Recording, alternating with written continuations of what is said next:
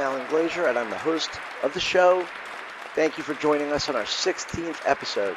Don't forget to subscribe to our channel by hitting that red button below for updates on shows and segments and more. I hope your weekend was good. It was a very special week for me, the week after the first live conference in a full year.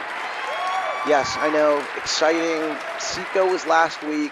I got back and all I can say is, wow. These conferences are energizing in normal times. This one was super energizing because of the situation. I'm so glad that our industry is still here, right?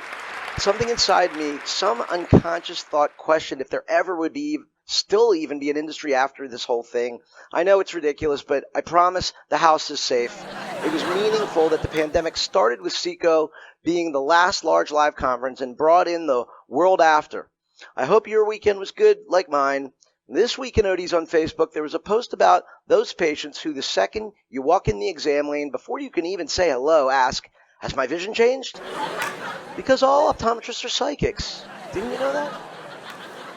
And as if it couldn't get more ridiculous, there are brand new patients we've never seen before who don't bring their glasses or written RX from their last doc, and the first thing they want to know is the same thing. Has my prescription changed? Then we've all had the kind of patients who don't want to answer any questions at all, like we're supposed to conjure their diagnosis based on their chief complaint alone. Like the patient who knew he had a wood chip in his eye and didn't say anything until the doctor mentioned it, finally admitting, I know it's there, doc, I just wanted to see if you could find it. Don't you love that? Or they say, nah, doc, I'm going to make you work for it.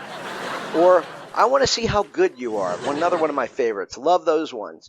You might want to tell these patients, I don't do exams on patients who don't answer questions, so you're going to have to answer these questions and way more, because which is better, one or two questions are coming up, and if you can't answer those, been great knowing you. That's the way out to check out. Copays are not refundable, and we will be billing this. A doc recommended watching the movie Zero Dark 30. That interrogation methods he picked up from that show might help you.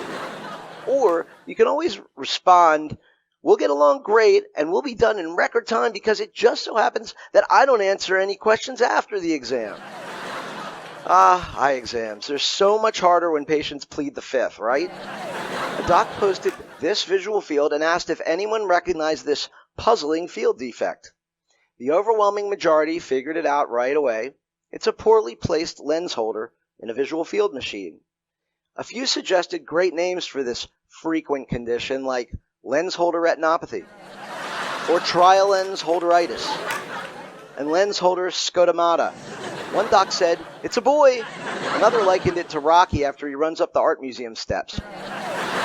Whatever the name, I'd like to see an ICD-9 code so I can bill every time I have to rerun one because a patient didn't listen to instructions. Now, a doc posts this chief complaint and challenges the community to see if anyone has ever had the same. Yikes.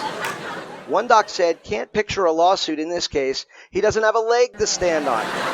And looks like the message got cut off.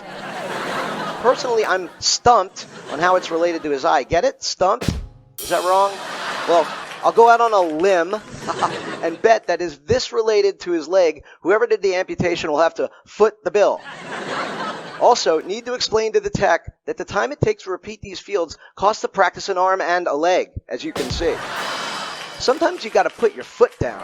Oops, maybe not this time.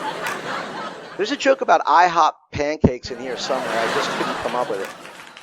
A patient posted this pic to point out that sign placement is very important. I knew there would be a few free rectal exam comments. Hope there's no lunch rush. So many jokes, so little time, so I wouldn't want to judge. Anyhow, the doc is probably just trying to increase their bottom line